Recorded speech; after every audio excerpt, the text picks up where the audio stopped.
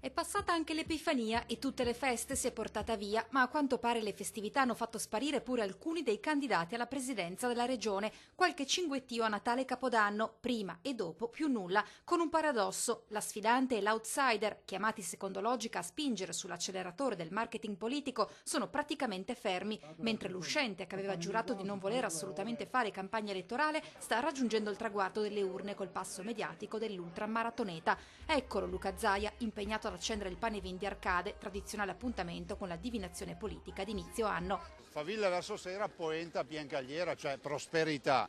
E diciamo che noi speriamo di bruciare la crisi e di far trovare 200.000 posti di lavoro a quei veneti e a quelle venete che in questo momento sono senza lavoro.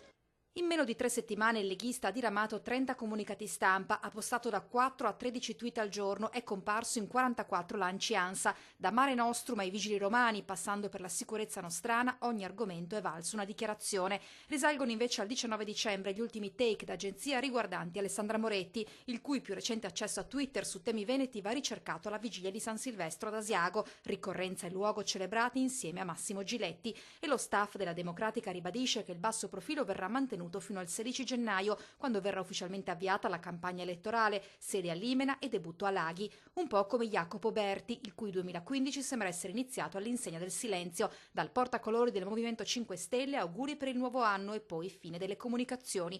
Che si tratti di strategia più che di pigrizia è auspicabile, se non scontato. Che poi questa tattica si riveli vincente sarà da vedere il 17 maggio, possibile election day coincidente con l'adunata nazionale dell'ANA all'Aquila, là dove l'uscente ricandidato governatore, ancora lui in attesa dei suoi avversari, propone l'allestimento di un seggio per le penne nere venete. Io dico che sarebbe il minimo, visto e considerato che questo guaio l'ha creato il governo, ma è anche un insulto nei confronti dei veneti, perché poi di fatto va a penalizzare una regione che per alpinità fa scuola a tutti.